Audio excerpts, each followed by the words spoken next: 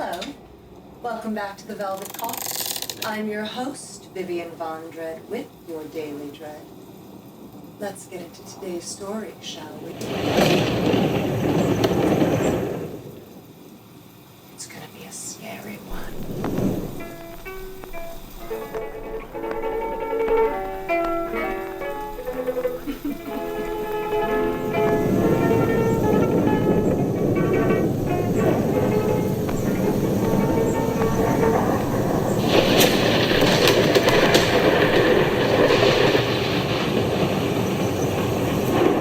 Today's story is titled Silk Trap by Connor McClelland. There's a uniqueness to Halloween in Raven Creek. As the calendar flips to October, everything transforms under the hazy twilight sky. The death of summer and the beginning of the cold, dark winter, the people here keep traditions alive because they believe. The breath of the forest is turned to smoke as bonfires burn to keep away spirits, though some still slip through. Betty Meyer dreamed of her childhood, a familiar dream that resurfaces on All Hallows' Eve. Her abusive father chases her through the house. Betty hides in the kitchen and notices a spider web forming on the ceiling. She sits on the linoleum floor, observing the growing web. Her breath trembles and bones rattle.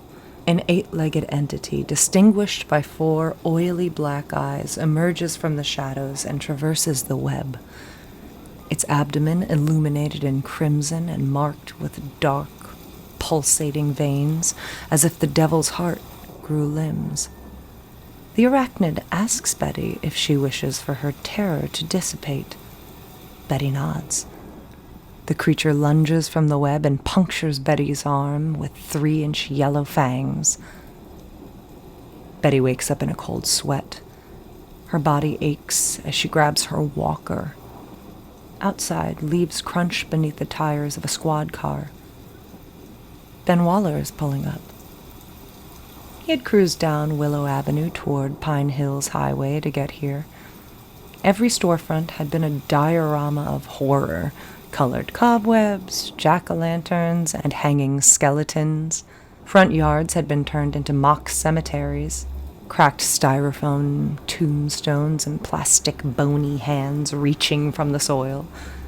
Waller had moved from the crime-ridden city to Raven Creek for a quieter life. But his bucket of optimism was starting to leak this Halloween. His cruiser grinds to a stop over Betty's gravel driveway. It's half submerged by the forest floor. Waller kills the engine and approaches the sagging porch of the weather-beaten house. The 2-story home stands beside a discolored brick chimney emitting gray smoke into the morning haze. The tin roof is rusted and peeling, and the railings worn and splintered. The trickling of water from the river scores the scene. The dense woods close in around the house as if they were reclaiming it. The skeletal trees claw at the dim sky. Waller knocks at the door. No answer. Knocks louder. Something creaks inside the house. He hears the scrape of rubber and shuffling of feet against a wooden floor. The lock clicks and the tattered door creeps open. Looking down, Waller sees a woman with a spine as crooked as the front porch, gripping a metal walker. I'm sorry to keep you waiting, dear. My hearing isn't what it used to be, she says. That's quite all right. I'm Officer Waller. Betty Meyer, I presume? Yes. Please come inside. What can I do for you, officer? The air inside the house felt thick and carried a strange floral scent, as if a bag of old potpourri had been buried in sawdust. With every step, the house spoke. The browning edges of old wallpaper wept for release. Clinging to the dusty wall, Waller followed Betty into the living room and sat on a threadbare chair with deep cracks in the upholstery. Laid across the back of the chair was a handmade blanket stitched together with a hue of unsightly browns and dark greens. Can I make you some tea, officer? No, thank you, Miss Meyer. The reason I came is because a boy named Trace Stanton was reported missing by his parents this morning. He was last seen by the river just behind your house at around 11 p.m. last night. I was wondering if you saw or heard anything out of the ordinary. Betty brought her hand to her chin. Oh, dear, that's awful. I was fast asleep. You know, this time of year those kids love to play by the river, but they never bother me. Long ago, I used to light fires and drink my brandy, too. Well, I'm sorry to bother you. If you remember anything, just call down at the sheriff's office. Betty blinked twice slowly and smiled wide. Can I make you some tea, officer? Waller felt foolish for coming. Betty Meyer was long gone, and even if she had noticed something, she would likely have forgotten it. Waller sat parked at a gas station 3 miles from Betty's, sipping a coffee. He thought of the sadness in Mr. and Mrs. Stanton's eyes. He was going to find their boy one way or another. He thought about scanning the riverbank again, but then his phone vibrated on the dashboard. Waller, found the boy's body in the woods on the other side of the river. Looks like a bite. Waller swallowed a scalding mouthful of coffee. What do you mean, by a bite? Boy's got 2 holes in his neck. He's been sucked dry. It's like nothing I've ever seen before. Fucking Halloween, man. Tape off the crime scene. No press. I'm on my way. Waller pulled off Pine Hills Highway and parked the cruiser on the shoulder. Exiting the car, he removed his jacket and threw it on the passenger's side seat. It was unusually hot in Raven Creek today. He then made his way down to the wooded area where the boy's body had been found. The deputy who called it in and a pair of crime scene investigators were surveying the scene.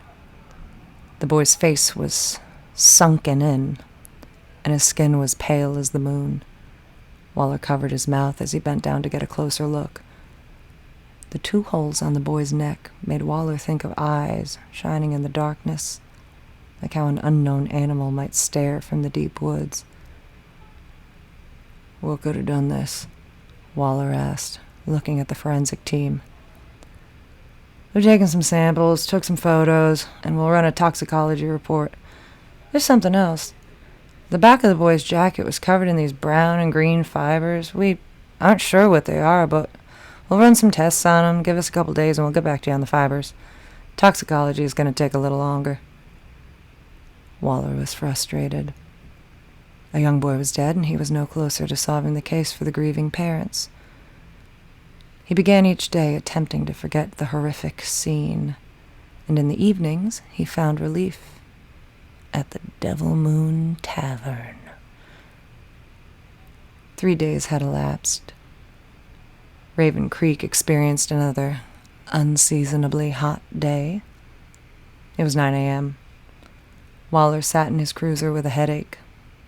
His phone vibrated. The forensics department was calling. Hey, Waller, we got something for you. The lesions present on Mr. Stanton are consistent with those caused by a spider. However, there are no arachnid species of such size indigenous to Raven Creek. Waller bit down on the joint of his index finger, picturing a giant tarantula roaming the woods of Raven Creek hunting humans. What about the fibers? The fibers are consistent with those found in wool blankets or shirts and appear to be quite aged. We're awaiting more lab results and will provide additional information as it becomes available. Waller hung up and sank back into the driver's seat. He took in a deep breath and rubbed at his temples. Waller glanced at the floor on the passenger side where his jacket lay. The jacket has been there since the night the boy was found, which was also the day he went to see Betty.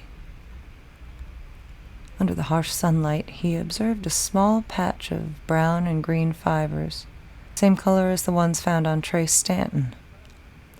The same color as the unsightly blanket draped across Betty Meyer's chair.